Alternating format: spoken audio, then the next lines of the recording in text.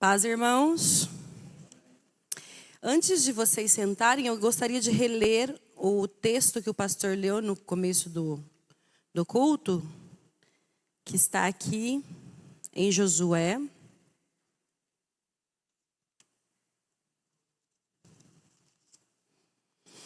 Josué capítulo 5, a partir do 13 até Josué capítulo 6, verso 21. Você leu só o final do 6? Aí eu cheguei atrasado. Vamos lá. Então, Josué 5, a partir do 13, até o verso 21 do capítulo 6. Ok? Vamos lá? Estando Josué já perto de Jericó, olhou para cima e viu um homem em pé, empunhando uma espada. Aproximou-se dele e perguntou-lhe: você é por nós ou por nossos inimigos? Nenhuma coisa nem outra, respondeu ele. Venho na qualidade de comandante do exército do Senhor. Então Josué prostrou-se com o rosto em terra, em sinal de respeito, e lhe perguntou: que mensagem o meu senhor tem para o seu povo, para o seu servo? O comandante do exército do Senhor respondeu: tire as sandálias dos pés, pois o lugar em que você está é santo. E Josué as tirou. Jericó estava completamente fechada por causa dos israelitas. Ninguém saía, nem entrava. Então o Senhor disse a Josué: saiba que entreguei nas suas mãos Jericó, seu rei, seus homens de guerra. Marche uma vez ao redor da cidade com todos os homens armados. Faça isso durante 6 dias. 7 sacerdotes levarão cada um uma trombeta de chifre de carneiro à frente da arca. No 7º dia marchem todos 7 vezes ao redor da cidade. E os sacerdotes toquem as trombetas. Quando as trombetas soarem um longo toque, todo o povo dará um forte grito. O muro da cidade cairá e o povo atacará cada um no lugar onde estiver. Josué, filho de Num, chamou os sacerdotes e lhe disse: levem a arca da aliança do Senhor.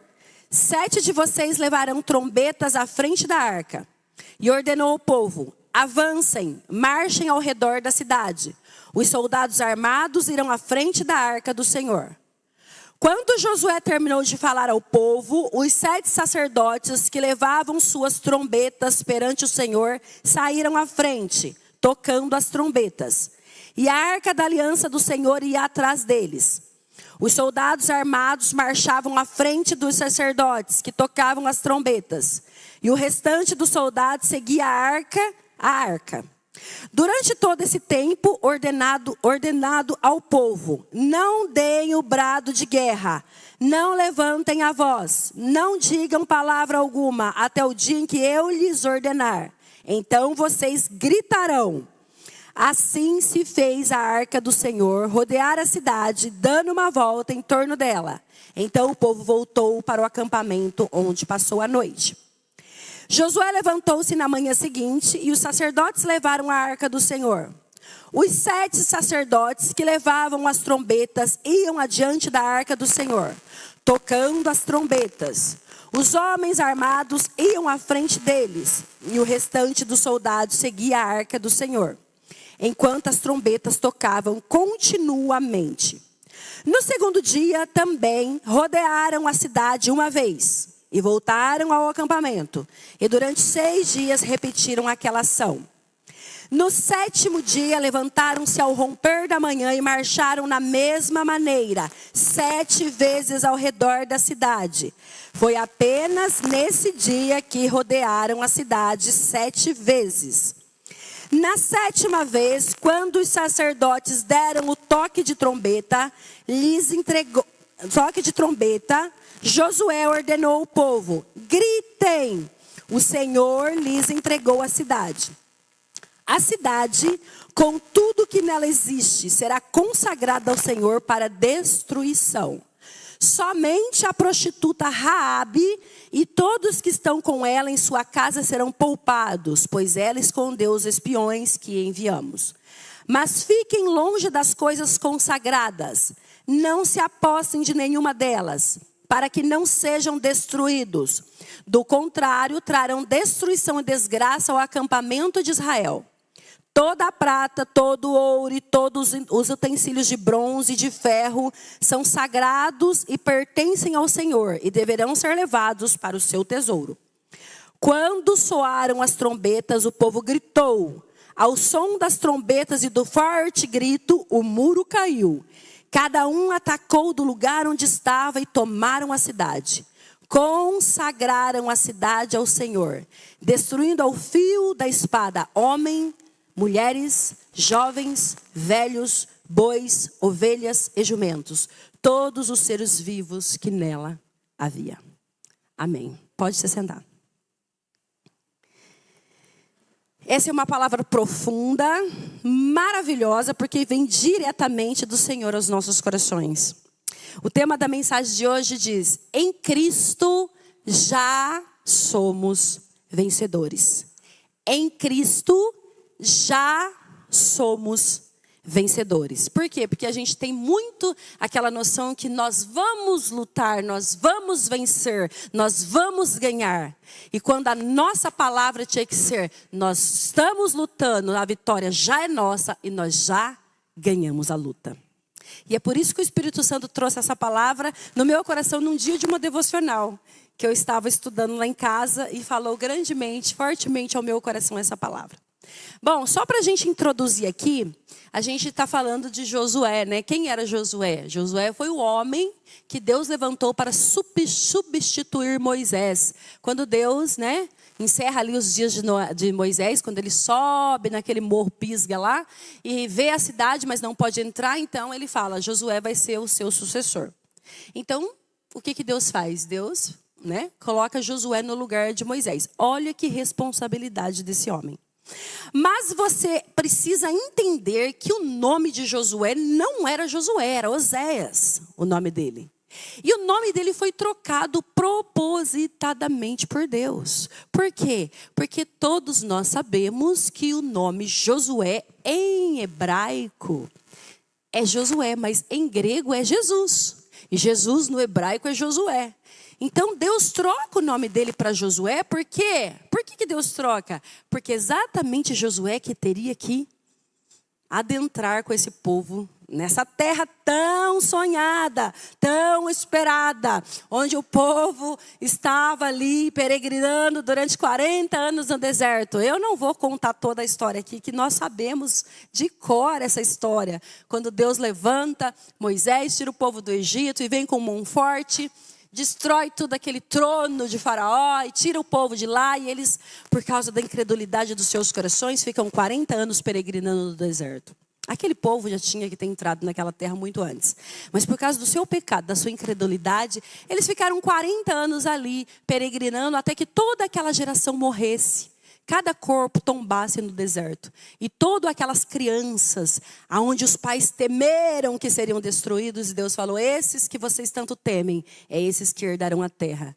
Então aquelas crianças precisavam crescer, tá, em uma estatura de soldado guerreiro, para poder entrar na terra prometida. Então eles ficam ali muito tempo, rodeando aquele deserto, até que toda aquela geração morre.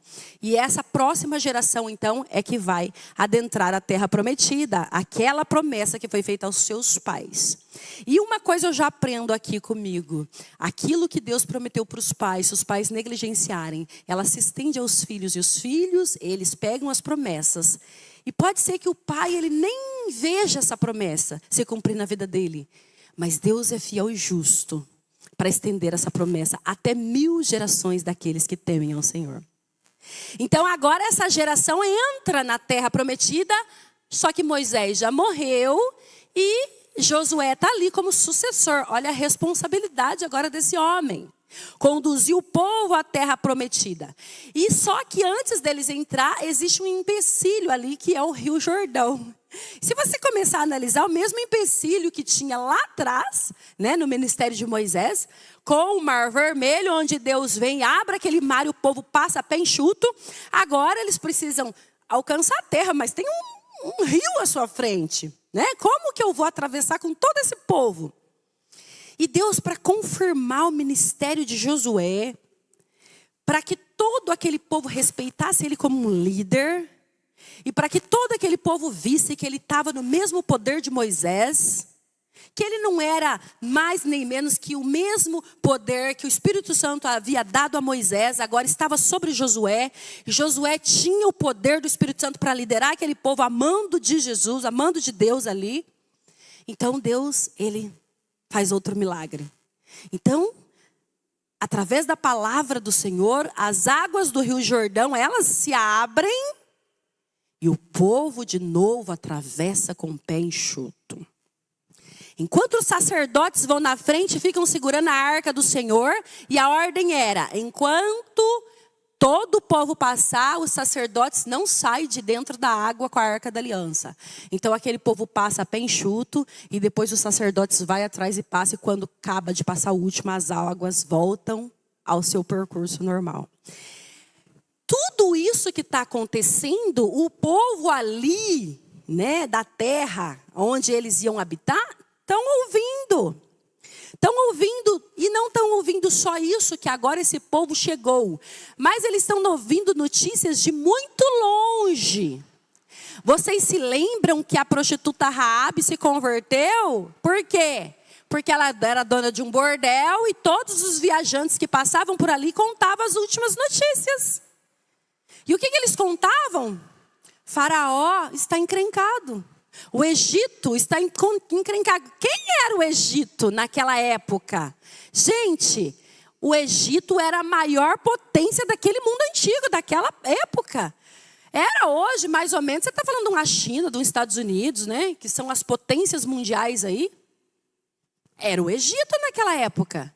Agora, por boca de viajantes que passavam na casa de Raabe, a prostituta, ouve-se falar: existe um povo escravo que tem um Deus e ele é tão poderoso que acabou com o Egito.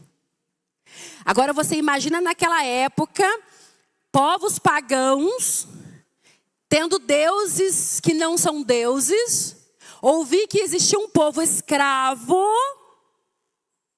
que tinha um Deus que era sobrenatural. Que era um Deus que tinha um poder que eles não conheciam. Que era um Deus que tinha libertado esse povo escravo da maior potência que existia na época. E não tinha potência nenhuma que pudesse deter esse Deus. Então, percebe que quando os espiões entram na casa de Raabe para poder espionar e ela acaba escondendo eles, o que ela está falando para eles? Os homens dessa cidade, as pessoas tremem. Eles estão trêmulos de medo porque temos ouvido falar do Deus de vocês. E eu sei que ele vai vir aqui e destruir essa cidade. Olha a fé da prostituta. Eu sei que ele virá. Porque nós temos ouvido falar de tudo que ele fez. E eles sabiam da abertura do Mar Vermelho, eles sabiam de 40 anos esse povo rodando aí nesse deserto, mas eles sabiam que a promessa da terra, Deus tinha prometido a eles. Então eles já vêm de longe ouvindo as notícias desse Deus. Só que agora está se concretizando tudo que ao longo dos anos eles estão ouvindo. O que está acontecendo agora? Está acontecendo que eles atravessaram o Jordão. Até que eles estavam antes do Jordão, parece que tem, né, algo seguro. Não, eles não podem chegar até aqui. Poxa, tem um rio imenso aí. Nós estamos depois desse rio, eles não têm como chegar a nós. Só que com certeza eles estavam trêmulos, sabe por quê? Quantos deles não se lembravam? Mas esse Deus abriu o Mar Vermelho. E agora Deus faz a mesma coisa. Deus vai lá e abre o Jordão. E agora eles atravessam. Sabe o que acontece quando eles atravessam? Eles estão de cara com Jericó. Porque Jericó é uma cidade que ficava na fronteira. Quer dizer que se eu tiver que conquistar essa terra toda, a primeira que tem que ser derrubada é Jericó. Senão eu não consigo passar. Senão eu não consigo me adentrar. Porque Jericó está ali fazendo a barreira. Só que quando eles ouvem que o povo atravessou o Jordão. Como? O mesmo Deus que abriu o Mar Vermelho agora abre o Jordão. E eles estão aí. Esse povo tremeu de medo. Vira a página da sua Bíblia e leia comigo Josué capítulo 5, verso 1. Olha o que diz. Todos os reis amorreus que habitavam a oeste do Jordão e todos os reis cananeus que viviam ao longo do litoral souberam como o Senhor tinha secado o Jordão diante dos israelitas, até que tivéssemos atravessado. Por isso, desanimaram-se e perderam a coragem de enfrentar os israelitas. Quem pode enfrentar esse povo? Gente, e nós não estamos falando de cidadezinhas. Jericó era a cidade. Eu não sei se vocês sabem, mas devem saber, a casa da prostituta Raabe ficava em cima do muro da cidade. Não era um muro dos quais nós estamos acostumados aqui hoje. Era o muro. Tinha carros que circulavam por cima dele. Você imagina a espessura desse muro. Então, naquela época, as cidades eram assim, todas elas, né? Era muito raro você encontrar uma cidade que ela não fosse toda murada, né? Com portões, com tudo. Por quê? Porque uma cidade sem muro, desprotegida, ficava muito suscetível a ataques de inimigos. Então, eles eram murados. Tinha sentinelas que ficavam lá naquelas torres de vigia, lá em cima.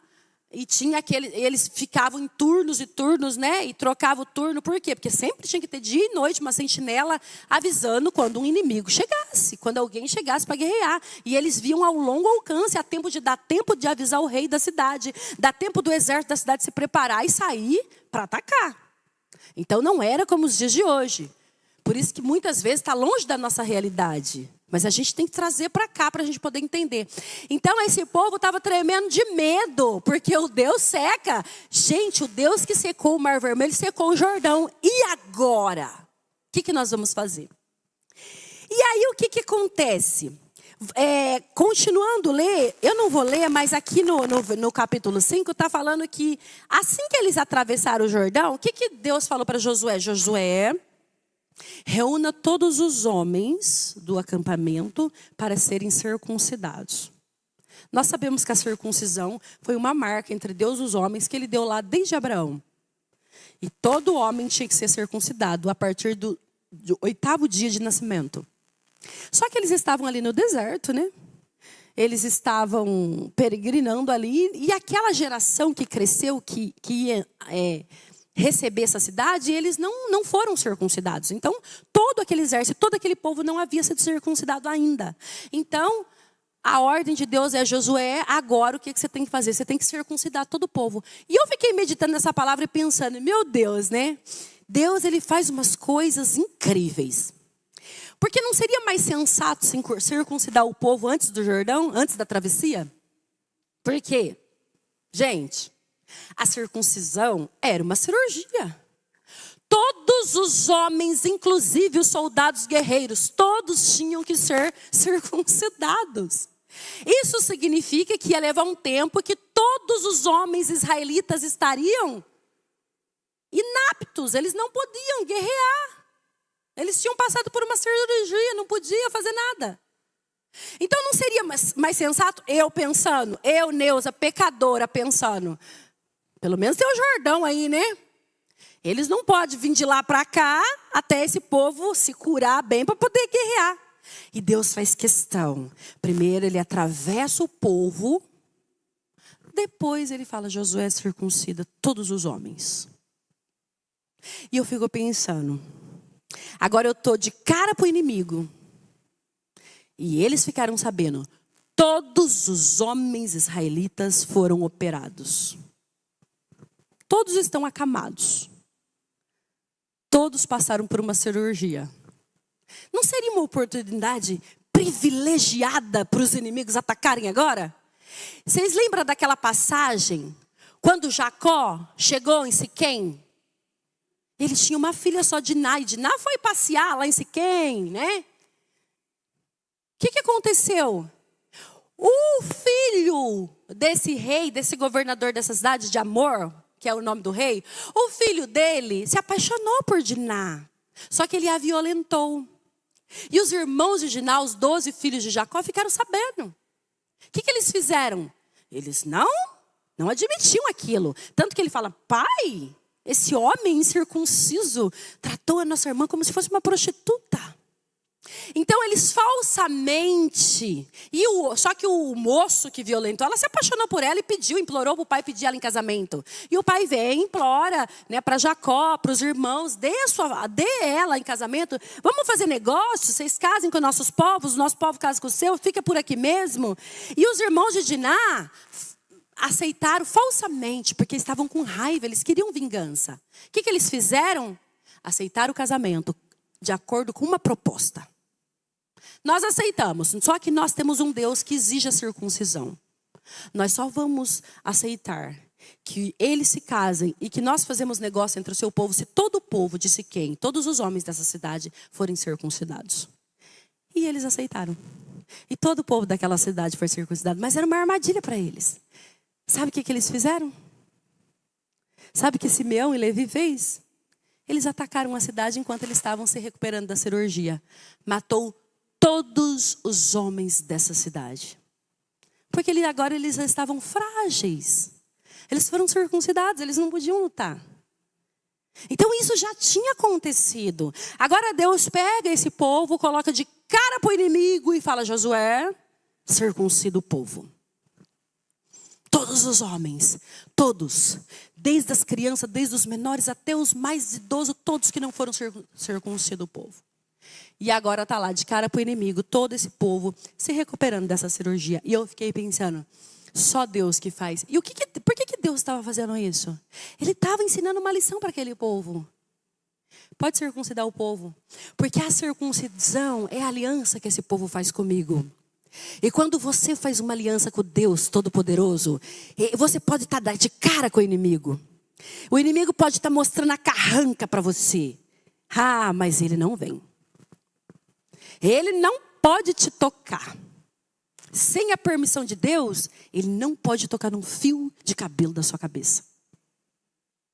Então, a circuncisão era um sinal de aliança com Deus de Israel, com Deus Todo-Poderoso. Quando eles obedeceram e se submeteram à circuncisão, mesmo naquelas circunstâncias ali, em território inimigo, eles estavam confiando, estavam mandando uma mensagem diretamente para Deus, em retorno daquela que Deus estava mandando para ele. Nós confiamos que nós todos podemos ser circuncidados, que o Senhor está aqui. E nenhum inimigo vai entrar nesse acampamento, até que o Senhor nos cure, nos livre dessa cirurgia. E foi isso que aconteceu. E não tem relato na Bíblia. Eles se curaram, eles se circuncidaram e o povo se recuperou. E então Deus veio com a segunda promessa. E aí, Josué, né? Josué que estava ali, circulando por ali, um dia estava passeando por ali. E aí veio essa mensagem para ele dos versículos 13 a 15, que a gente leu. Josué já estava perto de Jericó.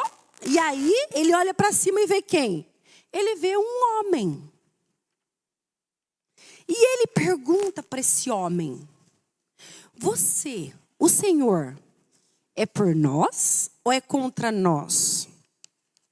E é incrível essa pergunta, porque Josué está falando assim, o Senhor é a favor dos inimigos e vai lutar contra nós? Ou o Senhor está no meu exército e vai lutar debaixo do meu comando? É mais ou menos isso que Josué está perguntando. E olha que incrível que ele fala, nem uma coisa e nem outra. Josué não entendeu ainda quem é que estava ali falando com ele. E ele diz assim, venho na qualidade de comandante do exército do Senhor. Quando ele diz assim, o que Josué fala? Prostrou-se com o rosto em terra. Por que Josué fez isso? Porque ele entendeu quem estava ali. Então ele se humilhou e viu a pequenez dele. achando que o Todo-Poderoso ia lutar debaixo do comando dele no exército que ele liderava. Então é como se o Senhor estivesse falando assim: eu não sou nem a favor dos inimigos e nem vou lutar debaixo do seu comando, porque eu sou o Senhor dos exércitos. Eu não vim lutar, Josué, debaixo do seu comando. Eu vim aqui liderar o exército. E aí Josué entende, se prostra, se humilha diante do Senhor. E aí ele fala: que mensagem o Senhor tem para o seu servo? E aí ele entende, e eu penso que ali é a figura de Jesus. Os teólogos chamam isso de teofania, né? Quando ele aparece em pessoa ali. Eu penso que ali é a figura do Senhor Jesus para Josué. E ele fala: que mensagem o Senhor tem para nós? E a primeira coisa que Jesus diz para Josué, ele fala: tire a sandália dos seus pés, porque o lugar onde está pisando é santo. Você percebe que tudo que aconteceu com Moisés agora está se repetindo na vida de Josué? Deus abriu o Mar Vermelho para que aquele povo visse que o Senhor estava com Moisés e o submetessem à liderança dele. Quando Deus foi passar a liderança para Josué, ele faz as mesmas coisas. Ele abre o Jordão para que aquele povo veja que o mesmo Deus que estava com Moisés agora está com Josué. E agora, lembra da sarça? Quando Moisés se aproxima, as mesmas palavras: tire as sandálias dos seus pés. E agora a mesma coisa está acontecendo com Josué. É como se Deus estivesse falando assim: ó, eu sou santo, separado de tudo isso aí. Eu desci para liderar esse exército. Só que para chegar na minha presença, você precisa tirar essa sandália dos seus pés, porque percorreu por muitos lugares contaminados. E para entrar na minha presença precisa ser santo. Eu não compactuo com o pecado e nem com as coisas contaminadas dessa terra. Sabe aquela imagem? O Abel pregou sobre isso aqui domingo passado. Sabe aquela imagem da pessoa, dos costumes que tiram o sapato para entrar dentro da casa? Por que eles fazem isso? Por que eles fazem isso? Para não contaminar o ambiente de dentro. Então eu andei para todos os lugares. Quando eu chego aqui, esse é um lugar separado, aonde a minha família está inserida, onde todas as coisas estão inseridas. Este é um lugar que eu cuido dele. Tire os sapatos para entrar, para você não contaminar a casa. É essa ideia que Deus traz. Tire as sandálias dos seus pés para entrar na minha presença. E o que é isso para nós? Senhor, eu sou miserável pecador. Eu preciso entrar na sua presença, mas eu sou pecador. Ainda bem que o Senhor enviou o teu filho, que derramou o sangue dele. Através do sangue dele eu posso entrar na sua presença. Mas eu preciso arrepender-me dos meus pecados. Eu preciso tirar as sandálias dos meus pés, suja por todos os lugares que eu passei, para poder permanecer na sua presença. E é isso que ele está mandando, essa mensagem. Então Josué obedece, tira as sandálias dos pés, para poder ficar ali, ó. E fala o texto: e Josué as tirou. Bom, depois de ter aquele momento de comunhão com o Senhor, né, na presença dele, o que ele faz? Ele entra no capítulo 6. E aí vai falar que Jericó estava completamente fechada por causa dos israelitas. Exatamente por causa dos israelitas. Jericó não estava fechada por qualquer outro motivo, só por causa dos israelitas. E o medo que eles estavam. Aquela potência daquela cidade, aquele muro daquela espessura, completamente fechada, ninguém entrava, ninguém saía, por causa de um povo escravo que está vindo do Egito. Mas não tem um detalhe: o Deus desse povo é muito poderoso. Então ele vem, e o Senhor disse a Josué: Josué, e isso aqui eu acho incrível, versículo de 1 ao 5. Ele diz assim, ó: Josué, entreguei nas suas mãos Jericó, seu rei, e todos os homens de guerra. Entreguei? Ou eu entregarei nas suas mãos? Não. O texto fala: eu entreguei Josué nas suas mãos. E por que Deus ele usa esse negócio de entregou se eu ainda não estou vendo? Ele me entregou, mas eu ainda não vi, eu não tenho. Afinal de contas, o povo ainda estava no acampamento. Afinal de contas, a mensagem nem tinha chegado neles ainda.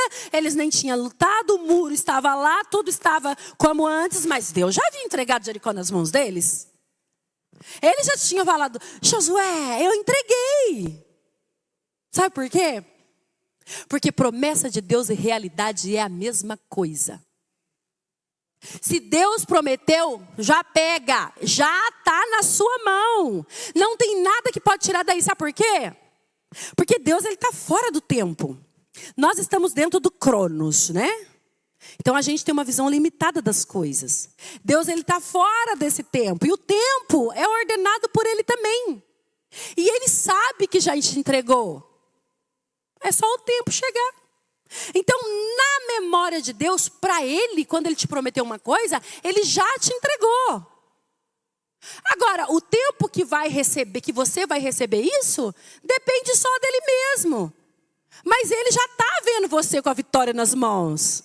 Você já é vitorioso, porque Ele já te entregou. Tudo o que precisa, Ele já entregou. Então é por isso que às vezes a gente não para meditar nessas coisas e a gente fica aquele crente cansado demais, com aquela cara caída, né? Enquanto o povo lá fora está muitas vezes sorrindo, a igreja chorando. Eu não estou falando que a igreja não chora. Chora e muito. Porque as tribulações, as perseguições, elas vêm, elas virão. Mas não é um choro de derrota. É um choro vitorioso, porque Deus já entregou nas nossas mãos. E não tem nada que possa acontecer para isso sair das suas mãos, se for promessa de Jesus. Sabe por quê?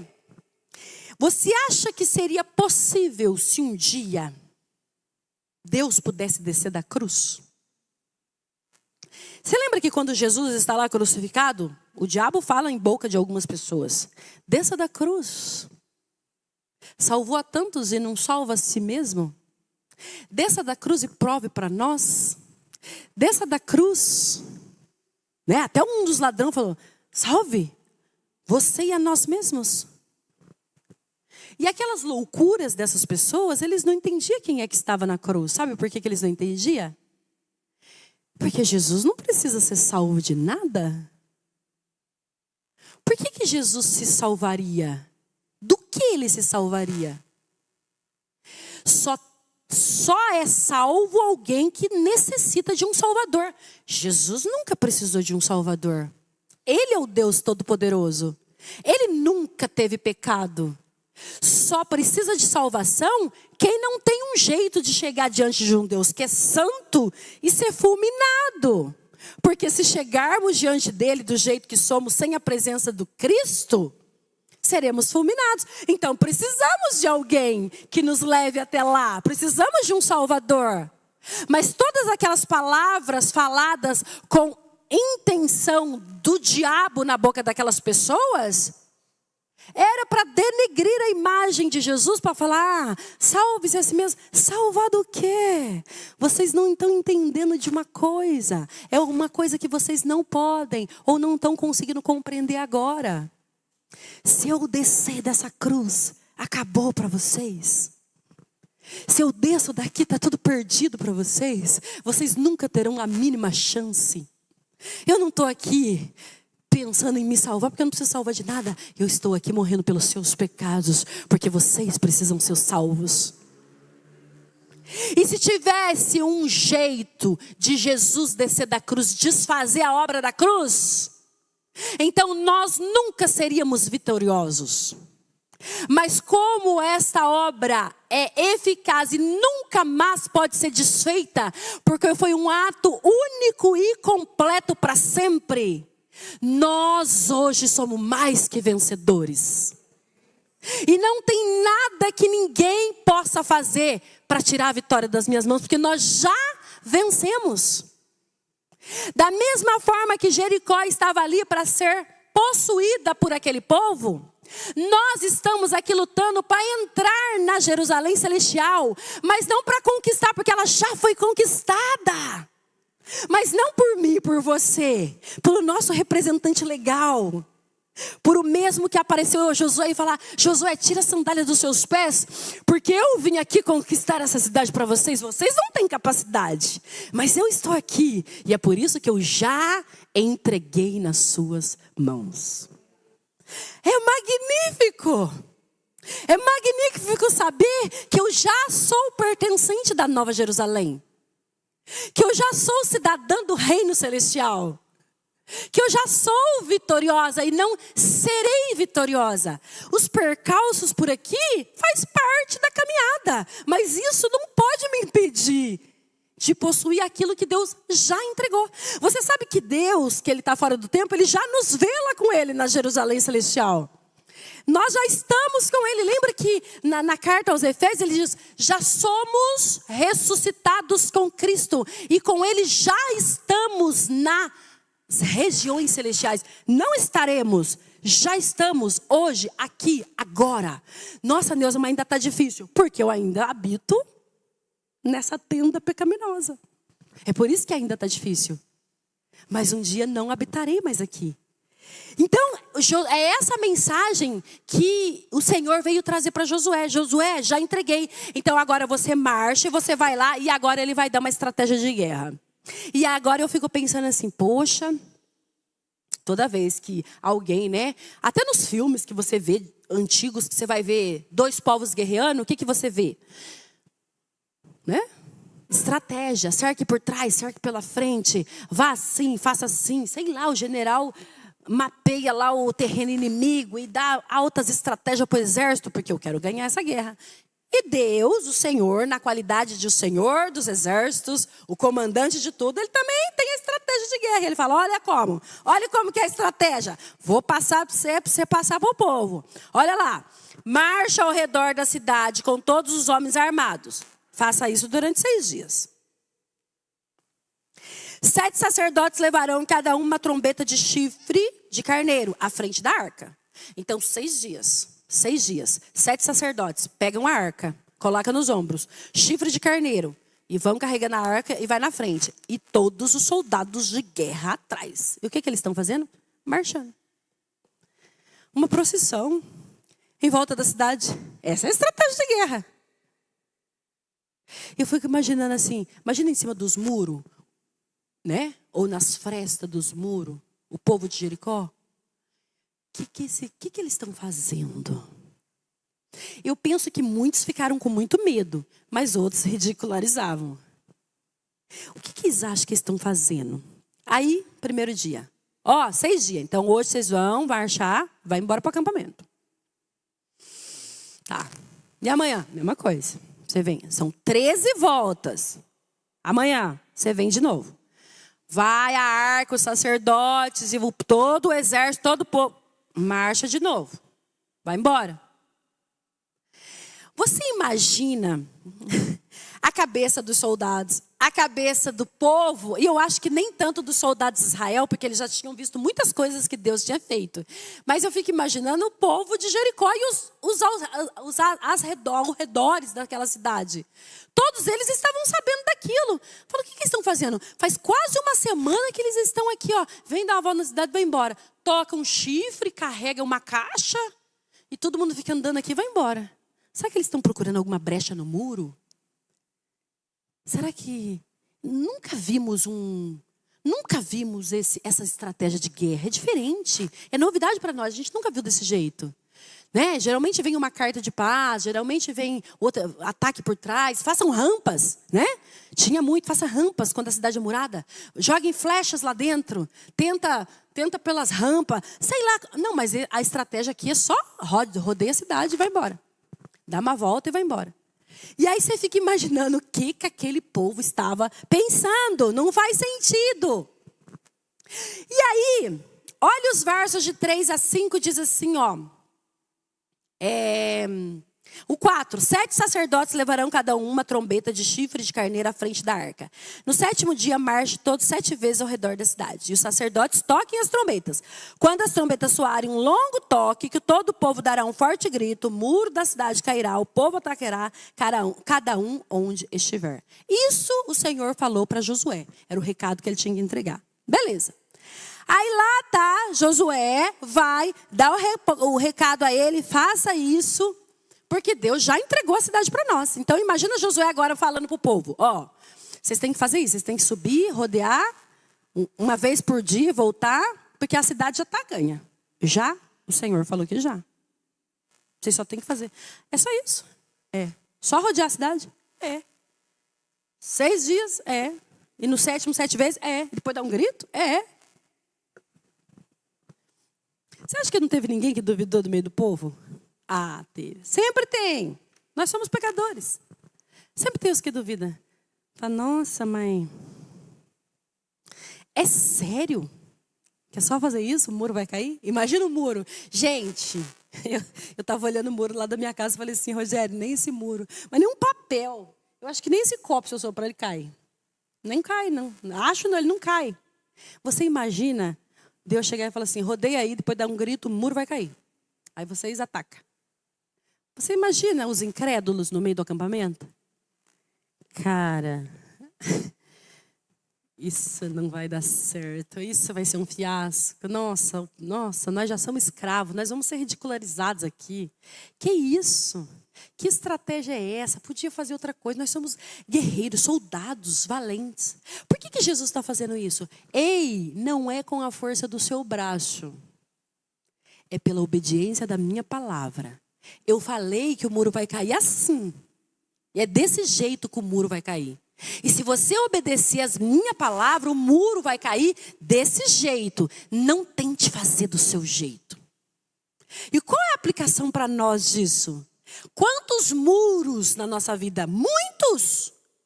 Quantas pessoas passam por perrengues, tristezas, dores, angústias? É os muros que vão se levantando ao nosso redor. E tem hora que parece que Deus está tão distante de nós que a gente fala, meu Deus... Parece que eu estou orando e a minha oração não passa do teto. Quantos anos eu estou esperando por essa promessa? Quanto tempo? Quando é que vai cair esse muro na minha vida? Eu preciso da vitória, eu preciso dela aqui. Deus está falando hoje, Ele já entregou nas suas mãos. Você só precisa crer. Creia.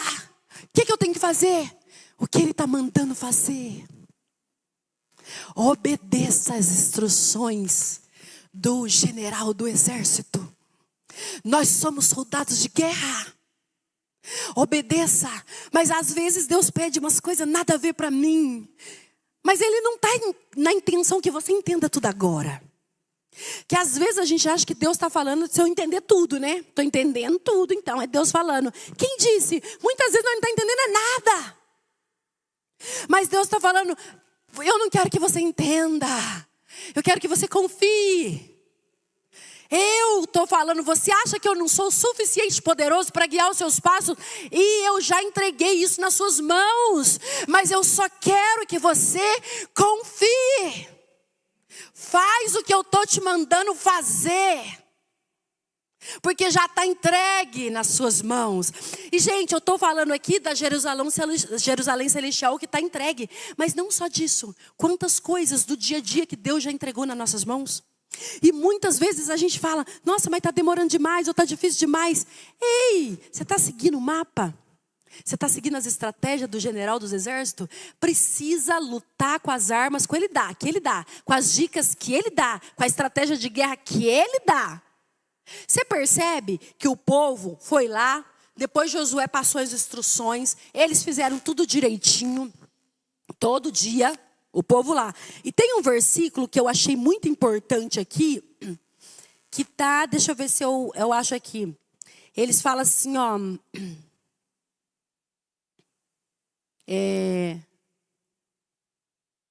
versículo de 6 a 14, Josué falou as instruções para ele, levem a arca do Senhor, 7 de vocês levará a trombeta à frente da arca e ordenou ao povo, avancem, marchem ao redor da cidade, os soldados armados irão à frente.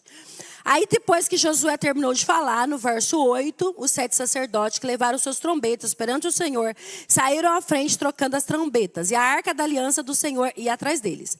Aí eles saíram armados, marchavam à frente dos sacerdotes todos os dias. Mas, olha o 10. Mas Josué tinha ordenado ao povo: não deem o brado de guerra, não levante a voz, não digam palavra alguma, até o dia em que eu lhes ordenar. Isso é incrível. Ele está dando uma estratégia de guerra, ele está falando para obedecer a palavra dele em silêncio. Olha que interessante. Não deem brado de guerra, não levantem a voz. Não digam palavra alguma. Sabe por que essa ordem? Muitas vezes Deus está aqui, ó. Já entregou para nós. E nós. Ah, meu Deus. Oh. Ei, quem confia não fica murmurando. Sabe por que aquele povo 40 anos não entrou na terra prometida? Paulo vai falar para os irmãos de Corinto lá na frente. Isso foi exemplo para nós. Por causa da murmuração deles. Mas era tanta murmuração, reclamava, e reclamava, e reclamava, e reclamava tanto de tudo. Que Deus falou, ó, eu tinha uma promessa para vocês, viu? Mas quer saber? Vocês vão tombar tudo aí. A próxima geração entrega a promessa. Porque não é possível, de tudo que eu fiz na vida de vocês, e é tanta reclamação, tanta reclamação, tanta reclamação. Então a ordem aqui é assim, rodeiem a cidade em silêncio. Imagina você passando pela prova. Silêncio. Silêncio. Ah, Senhor, eu confio. Para de murmurar, para de reclamar. Deus já entregou nas suas mãos. Silêncio, confie. Aí ele fala, quando que eu posso falar? Sabe quando? A hora que o muro cair. Aí você dá um brado de vitória, você grita e avança. Mas daí já sou vitorioso, já peguei a vitória.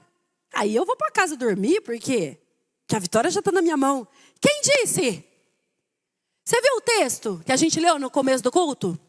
Quando vocês gritarem bem alto, o mundo cairá e cada um entrará e lutará no lugar que tiver perto onde o muro caiu. Mas Deus já entregou na minha mão e eu ainda tenho que guerrear? Porque muitas vezes a gente acha que a vitória é certa. Então eu vou ficar lá em casa dormindo, porque eu já está na minha mão. Agora é só uma questão de tempo. O que eu tenho que fazer? Nada. Deus já fez tudo. Quem disse? O maior trabalho de uma pessoa é confiar e obedecer. Sabe como que você luta, como esse povo entrou em Jericó? É quando você confia e obedece. Senhor, aquele ali me feriu. E foi uma ferida que veio direto no meu coração. Sangrou, hein? E Deus fala, submeta-se, perdoa-lhe os pecados. Eu tenho uma vitória para você. Mas eu preciso que você se submeta e perdoe. É fácil? Não é. Se não fosse pelo Espírito Santo. Senhor, mas eu fui tão humilhada. Eu também por você. Naquela cruz. Cuspiram em mim, bateram no meu rosto. Colocaram uma coroa de espinho. Me chicotearam. Falaram tanta coisa que eu ouvi. Como eu fui humilhado para que você pudesse estar aí. Humilhem-se uns aos outros e o Senhor os exaltará. É fácil? Não é.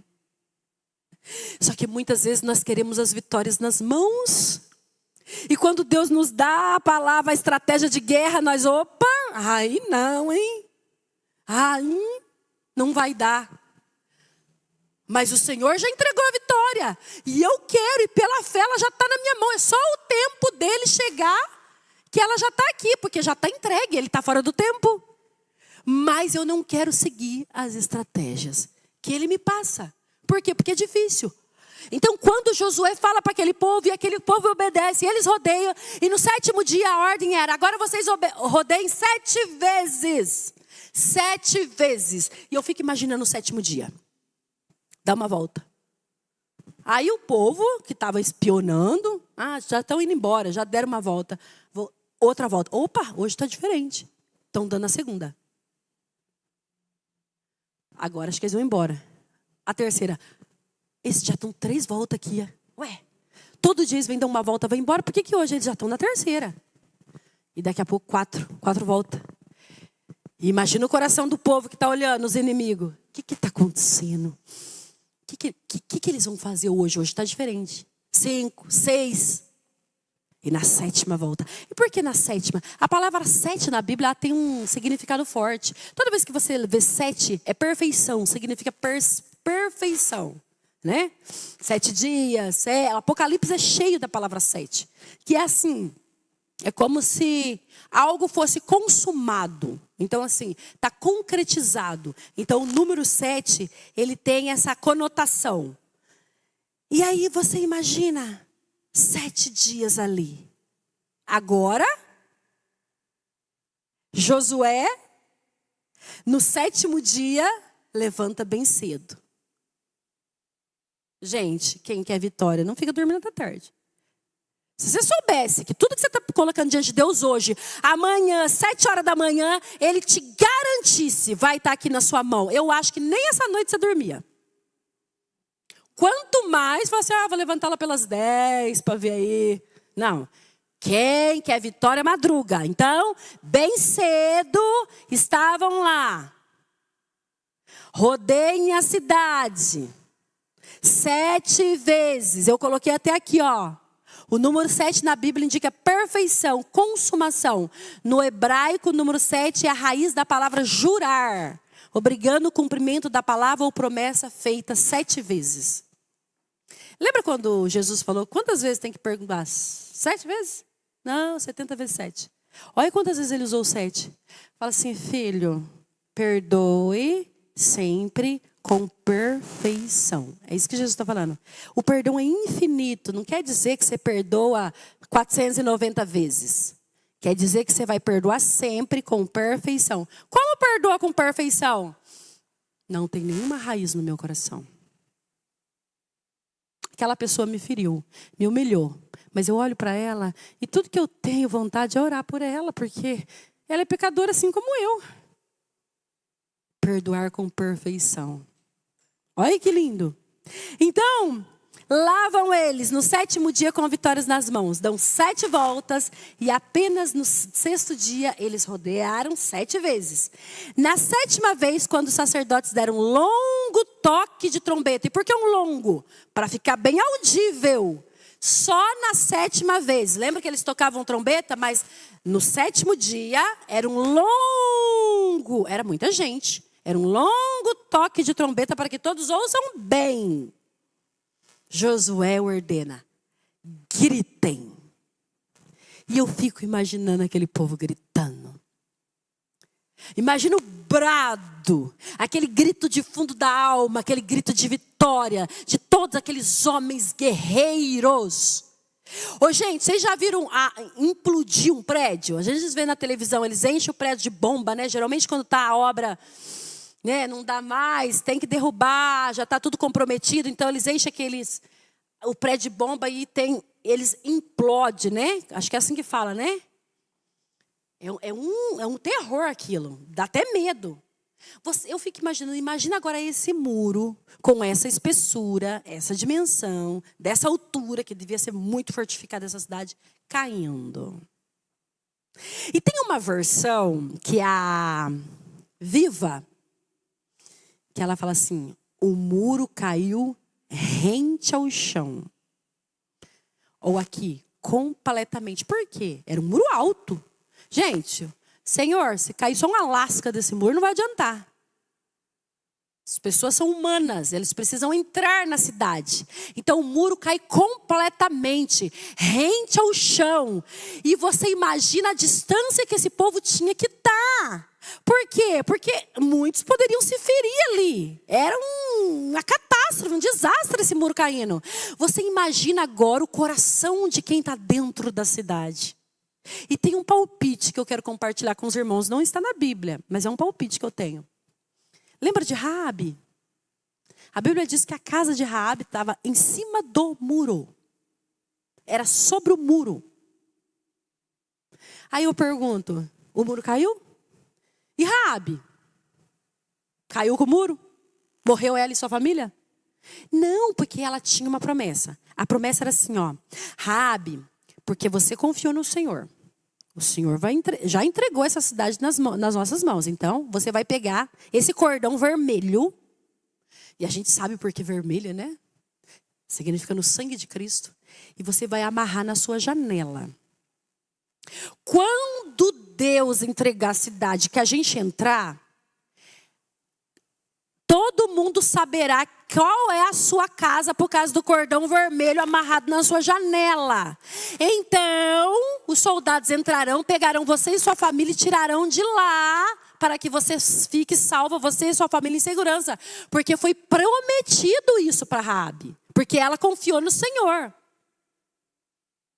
Mas o muro caiu. E cadê a casa de Raabe?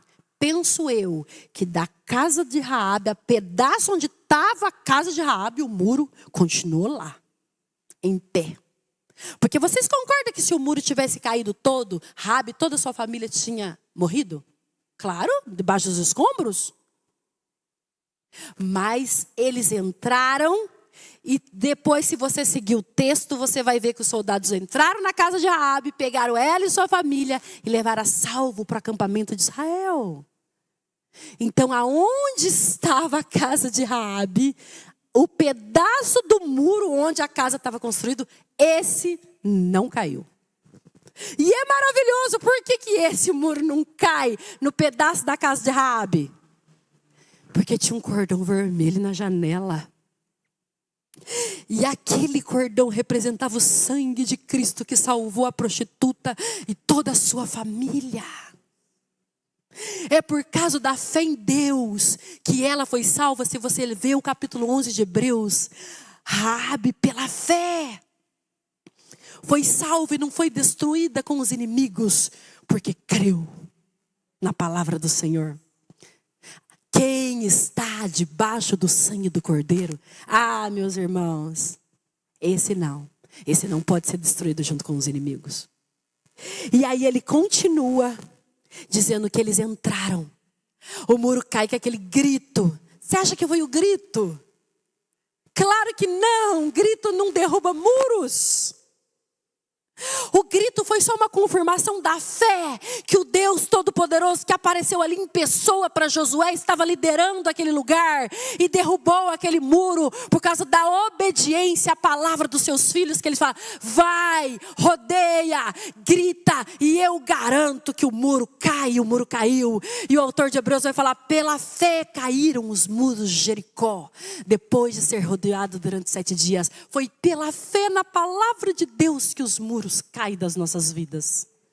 É quando a gente crê, Senhor, se o Senhor mandou eu andar nessa via e está dolorosa, eu vou ficar aqui, porque eu sei que pela obediência na tua palavra a vitória já é garantida. E esse muro vem abaixo com o poder da sua palavra. E foi isso que aconteceu. Olha que interessante. Quando Jesus... Só quero falar uma coisa para vocês, que eu até anotei aqui. Ser vitorioso, segundo o ensino da Bíblia, está relacionado com aquilo que nós somos do que aquilo que nós fazemos. O que nós somos? Filhos de Deus. Por quê?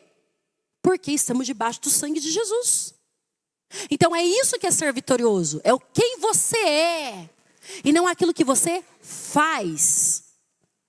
Lá no capítulo 5 da primeira carta de João está escrito assim, ó. Todo aquele que é nascido de Deus, vence o mundo. Todo aquele que é nascido de Deus, vencerá? venceu, vence. Aqui, agora, todos os dias, todos os dias, todos os dias, vence o mundo. Por quê? Porque é nascido de Deus. A vitória vem de Deus, toda vitória procede de Deus. Então nós não somos vitoriosos por aquilo que conquistamos. Nós somos vitoriosos pelo fato de estarmos em Cristo Jesus. Assim nós não seremos vitoriosos, mas nós já somos, porque Jesus já venceu. Estamos nele, já somos vitoriosos. Então para, gente, de ficar pensando que somos derrotados. Pensando que essa luta que nós passamos aqui vai nos destruir. Jamais. Porque em Cristo nós já vencemos. E eu quero concluir dizendo daquele trecho do Senhor Jesus, lá da oração sacerdotal. Lembra, no capítulo 17, depois que Jesus está despedindo dos seus irmãos, ali no capítulo 16, ele entra no 17 exatamente assim. Ele fala, vou para o Pai, saí do Pai, entrei no mundo, agora deixo o mundo e volto para o Pai. No mundo tereis aflições, mas tenha ânimo, eu venci o mundo. Então, capítulo 17, Jesus olhou para o céu e fez o quê? Orou. E o que ele ora? Pai, chegou a hora. Glorifica o teu filho para que o teu filho te glorifique. Pois lhe deste autoridade para toda a humanidade, para que concedesse vida eterna a todos que lhe desse. E esta é a vida eterna, que te conheçam, o único Deus verdadeiro e a Jesus Cristo a quem enviaste. E aí ele diz assim, Pai, eu te glorifiquei na terra, completando a obra que me deste para fazer. E isso me pegou. Completando a obra. Eu te glorifiquei completando a obra. Mas Jesus nem tinha ido para a cruz ainda. Ele está despedindo dos seus discípulos, ele está orando. Depois dali é que ele vai para o jardim, é que ele vai ser preso, é que vai acontecer tanta coisa ainda. Mas ele ora para o Pai falando, Pai, eu te glorifiquei na terra, completando a obra que me deste para fazer. Agora glorifica-me junto a ti, com a glória que eu tinha contigo antes que o mundo existisse. Sabe o que ele está ensinando para mim e para você? Eu sei que a obra já está consumada. Mas por que, Jesus? O Senhor nem foi para a cruz ainda?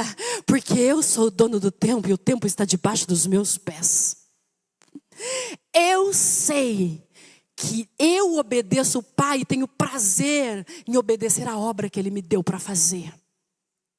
E eu sei que eu vou até o fim naquilo que Ele me deu para fazer. Então, como eu sei que eu tenho todo o poder para ir até o fim naquilo que o Pai me deu para fazer, eu já estou agradecendo antecipadamente. Pai, eu te glorifiquei na terra com a obra que o Senhor me deu para fazer. É como se aqui nessa oração ele já tivesse tudo consumado, tudo pronto, mas ainda não havia sido crucificado. Mas ele sabia que a obra seria completa.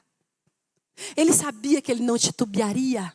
Lembra quando ele está no Getsemane, mesmo naquela oração chorando, Pai, se possível, passa de mim esse cálice, mas contudo seja feita a tua vontade e não a minha vontade. E eu vim aqui para fazer a tua vontade. E depois quando ele se levanta ali todo vigorado da oração e todo poderoso para enfrentar aquela cruz, e Pedro corta a orelha de Malco e ele... No mesmo instante, que isso, Pedro? Será que se eu quisesse, eu não pediria ao Pai legiões de anjos? Mas como se cumpriria a sua palavra? Ah, Pai, eu sou submisso à sua palavra. Eu vim aqui cumprir ela. E ele cumpriu com excelência. Então ele está fora de tudo isso. E o que eu falo para nós? Não meça a sua vitória pela perspectiva dos olhos humanos.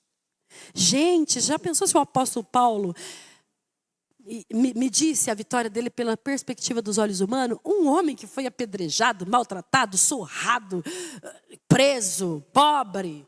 Meu Deus! O mundo olhava para ele e falava, credo, até Deus está contra ele. E depois de Jesus, na Bíblia, é o homem que mais assim revelou a glória de Deus. É o homem mais vitorioso que eu já conheci nas Escrituras. Um homem ímpar. Eu sempre costumo falar que se o apóstolo Paulo vivesse nessa geração, Jesus já teria voltado faz tempo. Porque na geração dele, sem condições nenhuma, ele revolucionou o mundo.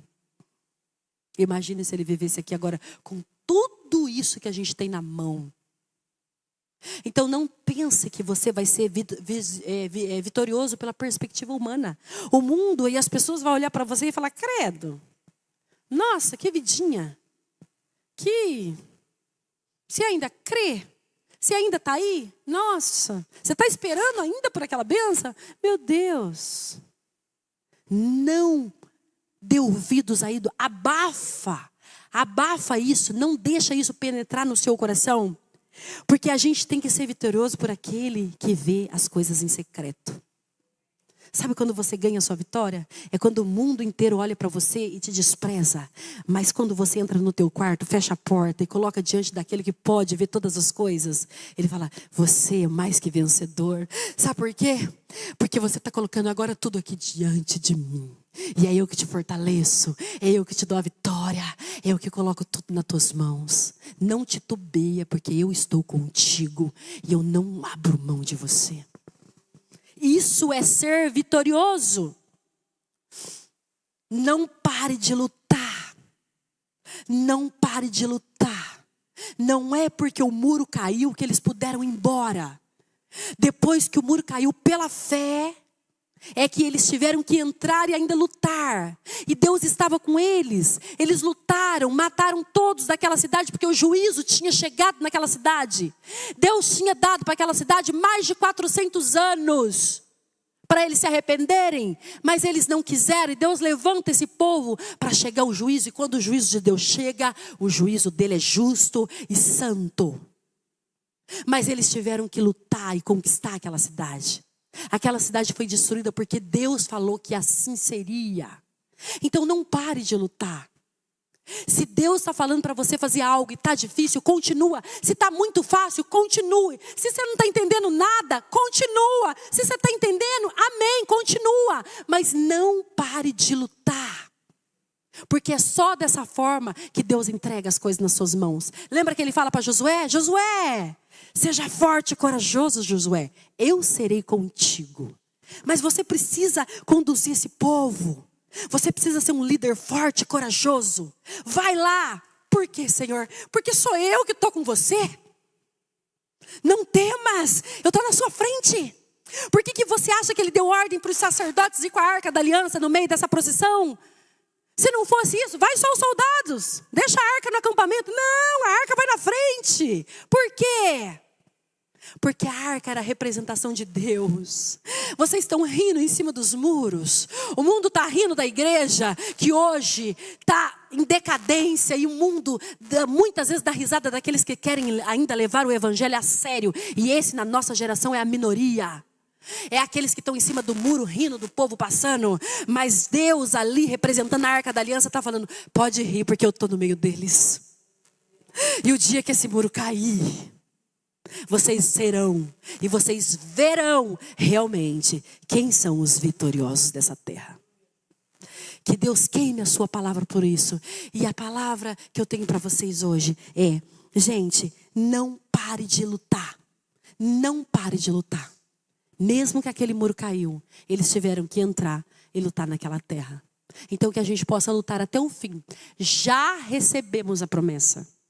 É só o tempo do cronos de Deus acontecer na vida de cada um de nós, para que essa promessa seja concretizada. E a promessa final, que é a mais importante, a Jerusalém Celestial. Essa está à nossa espera, nós estamos chegando lá. Amém? Deus abençoe.